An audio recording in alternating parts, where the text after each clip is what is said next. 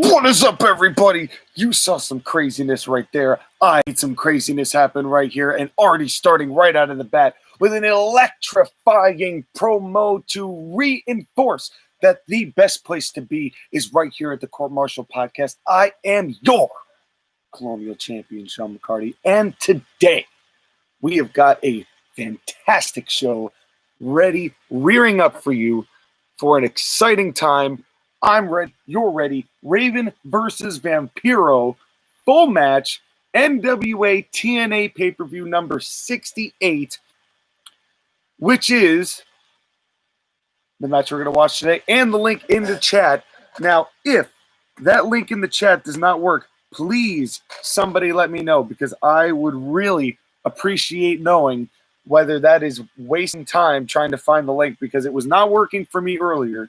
But maybe it'll work for you, so let me know. Before we get started, I chose orange to set the mood. I was going to bust myself open for this, but I figured that's a little bit too dedicated for a podcast. But if we get 15,000 likes, I will bust myself open on the next live stream. Make it happen, people. That is what we're here to see. Now, before we get into this match, because I want to talk a little bit about Impact in 2003. But before we get to there, I want to talk a little bit about what's coming up on Friday, which is there was some confusion among those. I don't mean to cross-pollinate, because I do like to keep the Match of the Week stuff kind of in its own little bubble. But in order to, there was some confusion on when Clash of Champions was. I thought it was last weekend. It was not last weekend. It is this weekend, and I cannot watch it this weekend. So unfortunately, we are not doing the live stream of Clash of Champions, which I was intending to do, nor are we going to review the show this week, because the show hasn't happened yet. So what that does mean is that we are doing something different instead, and that is going to be a twofer episode, a doubleheader, if you will, because we are going to have half of the show be a pickups and drops edition of our ACPW versus NWL head-to-head, our show booking, our fantasy booking. And here's how the rules are going to work. We are going to have 4 personnel or entities that we can drop and 4 that we can pick up. The way it's going to work, because we don't really have a who's been winning and who hasn't, because we've been waiting for some interaction as far as what people, what shows people like and what shows people don't, because we never really got any feedback on that, and we were hoping to. What we are going to do is I am going to acquiesce the first pick. I'm going to kick off in the second half, if you will. Because we have 4 picks, you can pick up a singles guy or a tag team, but you also have to subsequently drop a tag team or a singles guy. So you have to keep it singles to singles, doubles to doubles. So, for example, I cannot drop the bar and pick up, I don't know, Skip Sheffield or somebody like that. Not that I would pick up Ryback. I have no intention of picking up Ryback.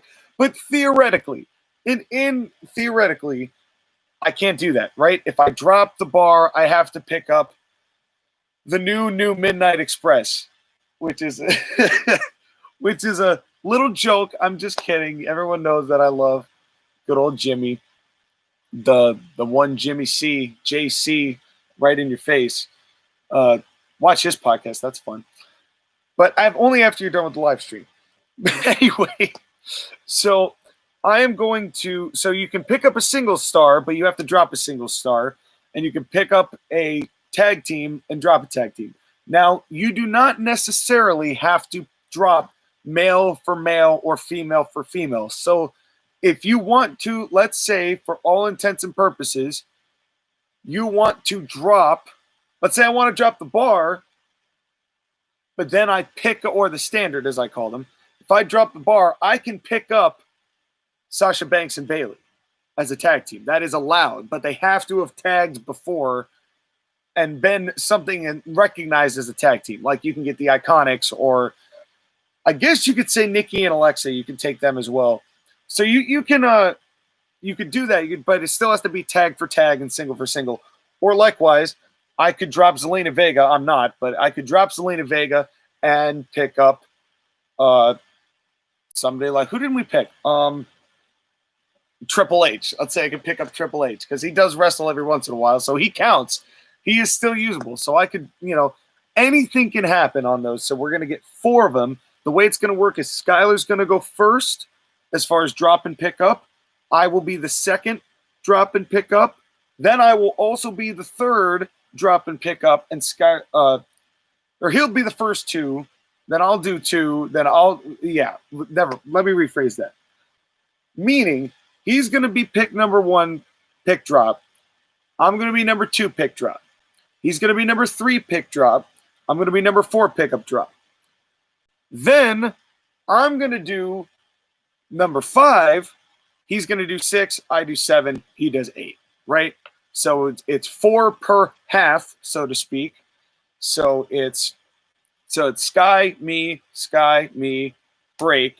Then it's myself, Skylar, myself, Skylar. And the way we're going to frame this round is that we are going to sandwich this pickups and drop-offs as the buns to our meaty sandwich that is the Court Martial podcast, where in the middle we will be talking about this match. We're going to have a discussion about this match, this Raven Vampiro match, as well as talking a little bit about Animal, who is going to be our superstar spotlight. Normally I wait and don't spoil it, but because he just passed away, Skylar and I both agreed that it's the best choice to make. So we're going to talk about the Road Warriors in general, because I'd like to talk about what legacy the Road Warriors have for many, many years, as far as watching some of their old, territory stuff, to what they did with Crockett, to moving on into WWF, why they never really fit with WWF.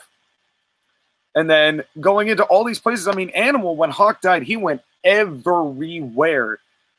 He went to TNA. I think he went to Ring of Honor. He went back to WWE with the Heidenreich. We're going to get into all of that. So Skylar and I are going to take a little deep dive into the Road Warriors, which I'm very excited to do because they are one of my favorite tag teams of all time, if not my favorite.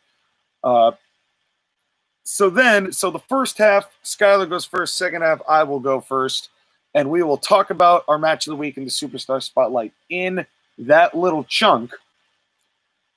And that's going to be the show. So now that I've laid it out for you, you guys can know what you're looking forward to. But that is as far as we've got. Unfortunately, we are not, like I said, we're not going to do anything with Clash of Champions unless, in that same thing, if we get 15,000 likes will make me blame myself. 5 likes. Okay, you know what? I'm going to boost that up to 15. 15 likes, because I have gotten 5 likes before. 15 likes, and we will watch Clash of Champions and review it on the show after this one. But we are only doing it if we get 15 likes, because I really don't care. Otherwise, I'm kind of waiting for Hell in a Cell. So that is the way it's going to go. And now we are moving right along into this match. So Raven versus Vampiro. I like Raven. I have always liked Raven. I really actually more got over with him from watching old school WCW in 2011, which at the time was all new to me because they had the full shows of WCW on YouTube, and I was watching him and seeing how he progressed as a talker, how he's able to talk. His look was good for what he was going for, and his flock. I liked the whole thing with the flock. I think Raven deserved more than he got in WCW, but he was also the only guy when Bischoff said, "Hey, anyone, if you want to leave, I'm going to leave. If you want to leave, I'm going to let you leave." And Raven's like, "All right, I'm out." and he went to WWF after doing more with ECW, of course. And because I was never an ECW guy, I never really watched it. And I've only really seen clips. I think I've maybe watched one ECW pay-per-view ever. Seen a lot of clips because WWE shows them all the time. But But Raven still, I mean, he had a good look. He was a good worker. I mean, it's no surprise that in 2 years from now on TNA, Raven would be their NWA TNA champion. I mean, he really was a great worker, I think, from top to bottom. It was a different look. He had a different way of working. You know, it's definitely got that hardcore-esque part to it, which was one thing. But leaving the hardcore stuff aside, leaving the big ECW, I don't want to call it garbage wrestling, but the really hardcore stuff, leaving all of the hardcore stuff aside, his pro wrestling was always solid. And that's what I always liked about Raven. And adding the hardcore into that made him such a great contrarian 90s character that evolved as the years went on into what he is now and what he's done. And I'm a big fan of Raven and what Raven has accomplished. Vampiro, he's a guy, I'm going to pull my best Chris Collinsworth here. Hold on. Now, here's a guy who you've seen for many, many years doing what he does at his absolute finest. Vampiro does everything right. He's got a great look. He's got a great legacy. And he's great even talking on the microphone when he is on commentary. This is a hell of a guy who knows how to get things done. Now that my Collinsworth is over, that's really true. I mean, it's I never saw a whole lot of his stuff in Mexico, but that's really where he made his huge name, you know, with a little bit with WWF, or I'm sorry, not WWF, WCW. What am I doing? Maybe I am really Chris Collinsworth. But what he did in WCW was okay, but I mean, it was, of course, at a time when the booking was at its absolute worst. And what he did, I saw him in Lucha Underground, and his commentary with Matt Striker in Lucha Underground was hysterically great and hysterically bad, and I loved every minute of it. He was absolutely a blast to watch. I loved watching Vampiro do his thing and even get involved in the storylines with Pentagon Jr. and you know, all the stuff that he had with that and the rivalry with him. Even that match that they had, Penta and Vampiro, was not too bad, even though it was very much cut down and it showed only the really high-end spots. But still, it was great stuff. So Vampiro here, this is something I didn't really see much of TNA in 2003 until I had to go back and watch it kind of similarly. Vampiro is such an interesting gimmick, and it's very similar in a way to Raven, but where Raven's was more cerebral, Vampiro was more of the like cultist, I guess would be the way to put it. Even though Raven had a cult, his cult was more like cerebral, I guess would be the way to put it. Whereas Vampiro's was more like, inject with me my blood and become my servant. And, you know, and really kind of like dark arts type of stuff, which he said he has done a lot of. His shoot interview, Vampiro's, is fascinating. If anybody finds it or goes on, it's the Kayfabe Commentaries one. Find Vampiro's, and it is a fascinating listen. I absolutely recommend it for anybody, and I feel bad for him because he's suffering from dementia too. Now, at least is to my knowledge, and it is what it is. But obviously, wish the best for Vampiro. But this match, Raven and Vampiro, I guess, have wrestled a couple times before. But this is really like one of those things where you see the big cult leaders. It's a shame that this was like at a time when NWA TNA didn't have, they were doing like the pay-per-views. So they were doing them weekly rather than having this be a really big event, like a pay-per-view style, a real pay-per-view style. And it just was not, because it was 2003 and they were doing Russo and Piper shoot interviews. And they got a lot of people to air out a lot of dirty laundry at the beginning of 2003 and in the middle of 2003 with this show and with NWA TNA. So this is one of those matches that you kind of see in the early areas when they were really getting a lot of big names to do their due. So we're going to see this. I forget the name of this match. It's a here it is. A Blood Gallows of Retribution match. I assume that means it's going to be just a big hardcore catamaran of crazy nuts and all that kind of stuff. So we're going to see some bloodshed here. And this one, I really hope, is a lot better than the last hardcore match I saw, or what was supposed to be a hardcore match, which was Dusty, Terry, and Carino. That was, oh man, that was rough. But it is time, ladies and gentlemen. So if you were watching along at home and the link worked or did not work, what you were looking for is this is on Impact Wrestling's YouTube channel. It is Raven versus Vampiro full match, NWA TNA pay-per-view number 68. Impact Wrestling full matches was released on December 10th, 2018 for reference. But you could just look this up on YouTube. Just go Raven versus Vampiro, and it's like the first thing that comes up. So we are starting, of course, at 000. We are going to do our best with these advertisements because I know that they're going to come in to play here before too long. And I'm going to agree with Sky before we get started. We're going to be in the middle, and we're going to do 10 likes. You get 10 likes, we will review this show. But it's got to be 10. Exactly 10. So I don't want 11. I want exactly 10. You give me exactly 10 likes, and we will watch that show. Anyway, it is time to get things going. So I will say ready. You say ready. Ready? All right, here we go. In 5, 4, 3, 2, 1. Let's get it on.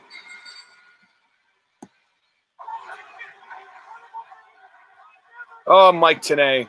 I miss Mike Tenay. I wonder what Mike's doing now.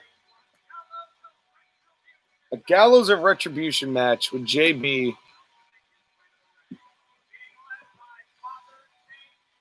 Wow, I'm like in the exact same light as these TNA girls. What is with the sword?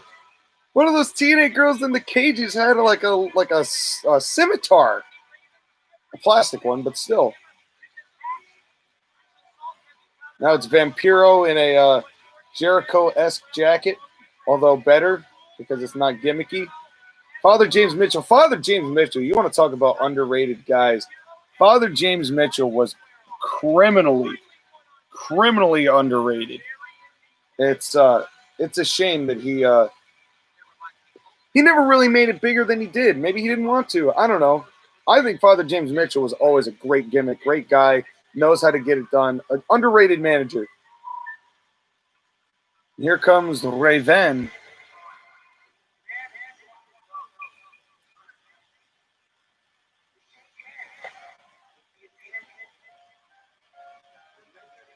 Spaz. All right, I'm seeing mental patience. Clock.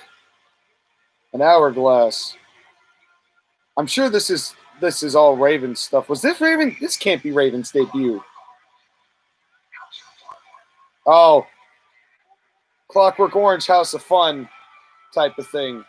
That was before this. He did have a great TNA theme. Good Raven.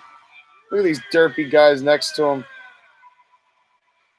Oh, somebody messed up with the camera. They did a little. You see a little pixel shot? They had a little square. Somebody added a deco on top, or chrome. I forget the actual name. Not chroma keyed, but superimposed another frame of this actual camera shot.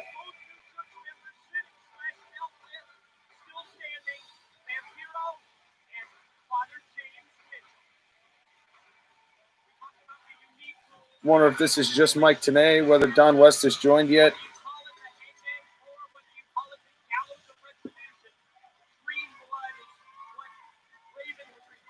These chains on 4 sides of the ring. So there's those chains with neck collars on 4 sides of the ring here. So there's a dog collar on each rope.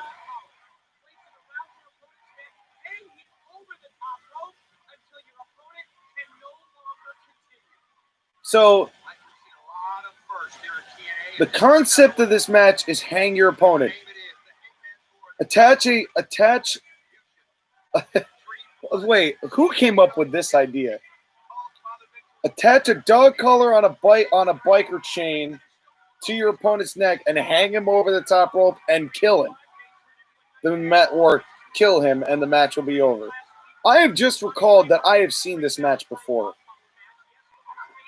I think when it came out, because I remember these two having a weird match. Good clothesline, though. And it's interesting that they're starting with wrestling here at a match where you're trying to hang each other.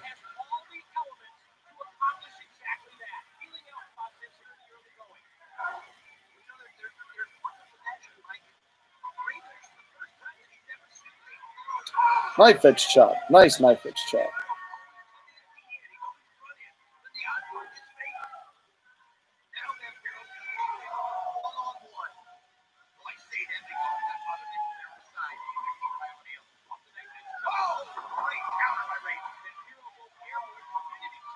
Vampiro definitely also has a very unique look. I mentioned that before, but like you can really like a unique fighting style, I should say.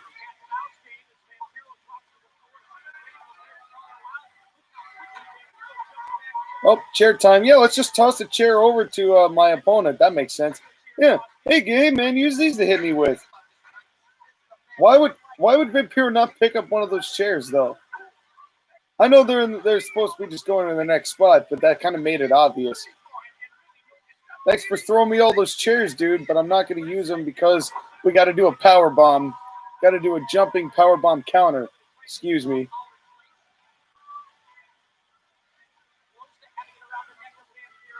Oh, now they're...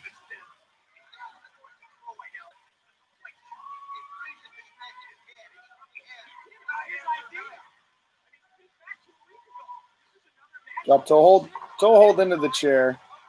That's pretty standard from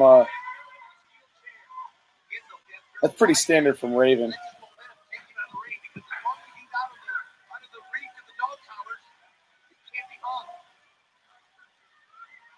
Feels so weird that you can't get any of the AEW matches that are supposed to be without gimmicks, which is very few of them. You can't get any of them to start with a collar and elbow tie-up. But this match where you're supposed to hang your opponent, you can, and I'm pretty sure Vampiro is already busted open. But we will be seeing that shortly, I'm sure.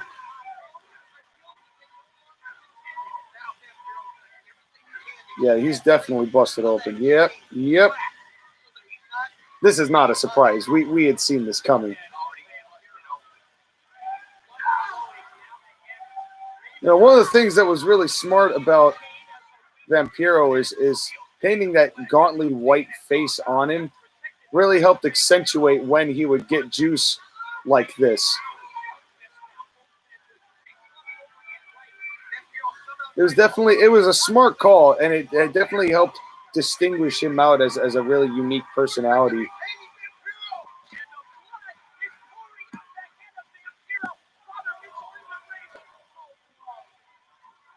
Father Mitchell for the save.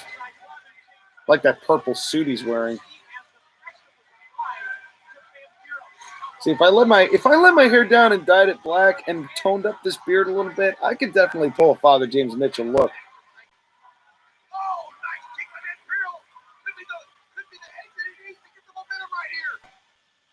Oh, and advertisement. I was wondering how long it would take.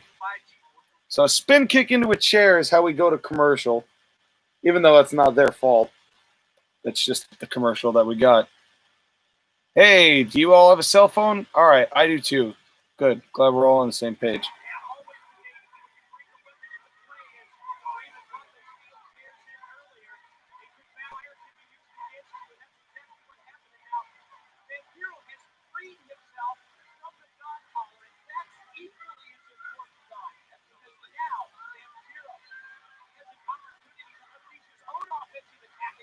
This gimmick is so weird.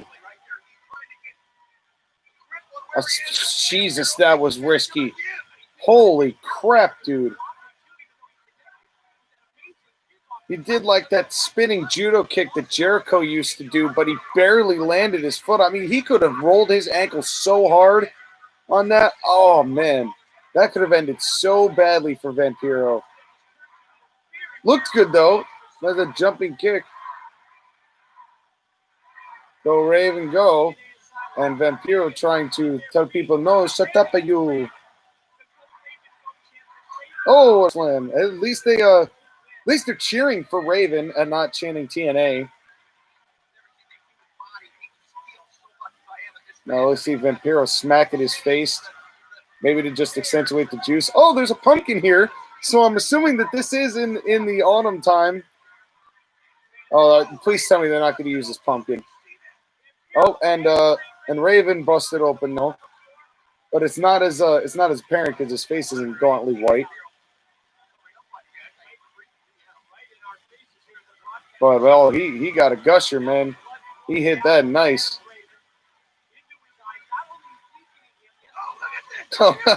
That's clever though. Using the chain, wrapping the chain around the head of Vampiro, then headbutting,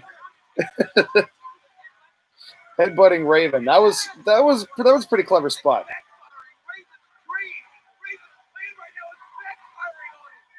And I will give Vampiro credit saying the right thing to keep that "Go Raven Go" chant going.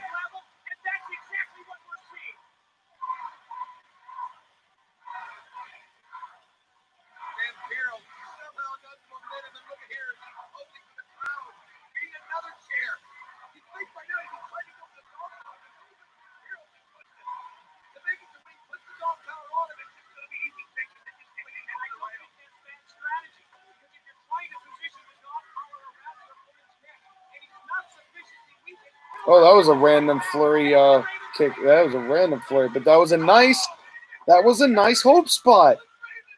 I will give them that. You know what? I will give them credit. There is still a clear heel and a clear baby face here. That was a nice little flurry by Raven to get the little bit of hope, get the fans to cheer, and then the counter right into the DDT into the chair. That was brilliant. That was a nice little bit.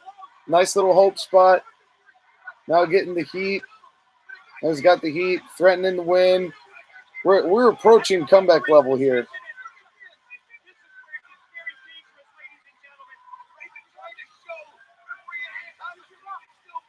Wow, that collar is not on that man's neck. There is like such a huge gap. I mean, what are you supposed to do? You can't really actually put it around the throat heavy enough to, you know.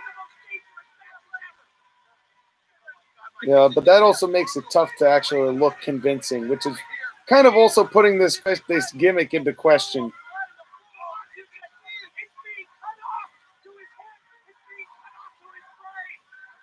Dude, his entire left side, right side of his neck is wide open. It's just a silly gimmick match. The gimmick is bad. The match that is this gimmick is bad. I think these two just fighting in a hardcore match would have been more effective. I'm trying to get the pin rather than trying to attach the thing. It's like, but that's TNA for you. They would do that, putting a hat on a hat thing. They love doing that. Now Raven's starting to get a comeback, taking the collar off.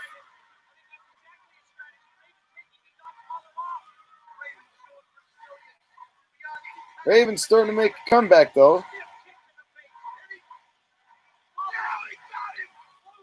That was not as coordinated as I think they wanted it to be.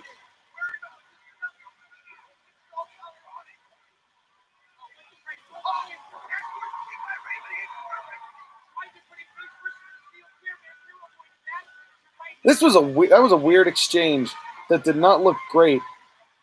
I don't know how great these guys' chemistry was together, but they pieced together a good match here. At least up to now. It's still exciting. They still got heels and baby faces.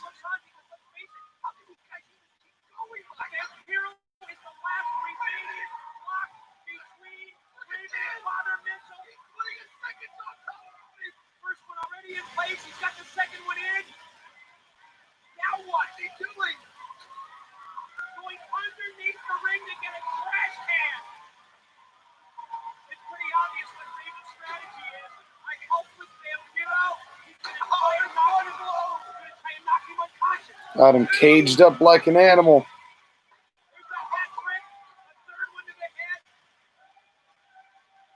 He's got those 2 dog collars on him.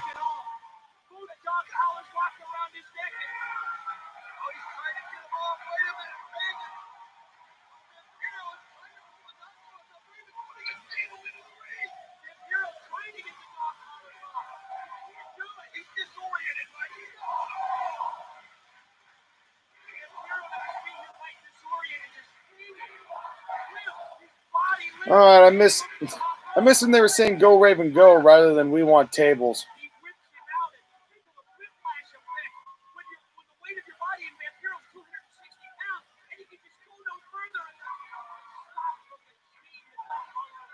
That was a nice low blow. Well done. Good time.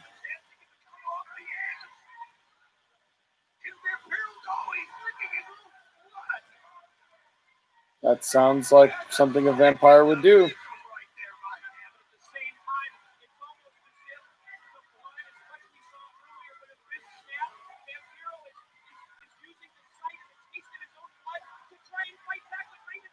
What is it about guys with kilts that gets something about kilts gets insanely over with pro wrestling? What the hell was that? That was terrible. What the hell was that? We got to go back and watch that. If they don't show this, like we're gonna go back after this match is over. 14:30, roughly 14 minutes in. We're gonna go back and we're gonna watch that table spot again. And you tell me what move was executed there, because I don't have any idea.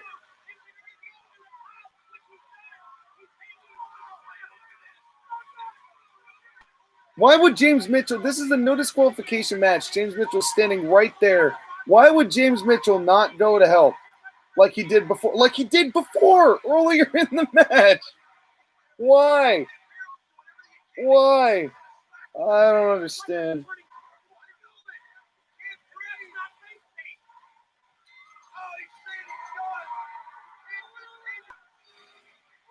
And he tapped? So Raven beat Vampiro because Vampiro eventually finally gave up. Oh, when they botched the fireball. Oh, they actually did that on purpose. Or did they?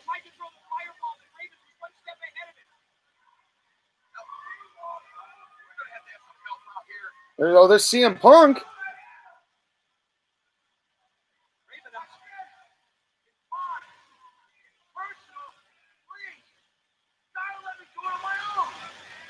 Babyface promo.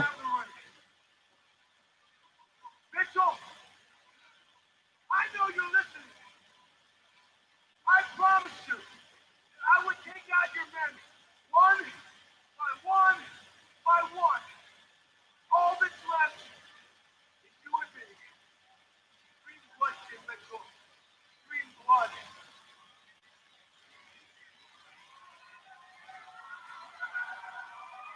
Next week, Jim Mitchell, you and I.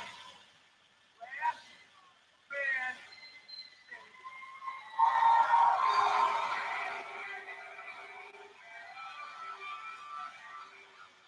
This was fun. This was more fun than I thought it would be, honestly. I forgot that I had already seen this match. But even still, okay, we're going to go back. We're going to head back up to 14 minutes. I'm going to go back to this table spot. First of all, let me set the stage for you if you didn't see this. If you're just tuning in now, let me set the stage for what just happened. So we're at 13:55. Raven is on a table. Vampiro is going to the top rope. Raven is going to jump up, hit a flurry of something, and then try to go for some grapple, suplex, DDT. I don't even know. Some sort of mix of something, and it botched bad, and they both look awful going through this table, but I just got to see this again. I want to figure out what they were going for here, because it's so discombobulated, it's hard to tell. All right, he's got his head tucked in, maybe going for a DDT, yeah, that was okay, that was what it was supposed to be. No, he did not DDT. Okay, no. He did not DDT him through the table. You know what it kind of looked like? It looks like he got more like an X Factor. And I don't know who was to blame for that, but that was bad. Further adding to my suspicion that these two may not have had the greatest chemistry on the face of the earth when it comes to wrestling. And I'm not talking about like it looks a little gritty. I'm talking about it's like just uncoordinated. But this was the kind of match where you could get away with that because you're trying to beat the piss out of each other. Although there was a weird wrestling part to this blood feud, which I don't mind. Obviously, I like the wrestling in it, but it was just the gimmick is weird. The gimmick is bad. I don't think it accomplished what it was supposed to accomplish. I think a regular no disqualification match between these two would have sufficed. I don't know. Maybe I'm old school. I know I'm definitely old school, but that is it. As we speak, that is going to do it for this edition of the Court Martial Podcast Match of the Week. We will see you in 2 days' time for our healthy burger episode of pickups and drops as well as regular content. Can't wait to see you there. Skylar's going to be there too. So we will see you then. And until then, thank you very much for watching. And we will see you next time.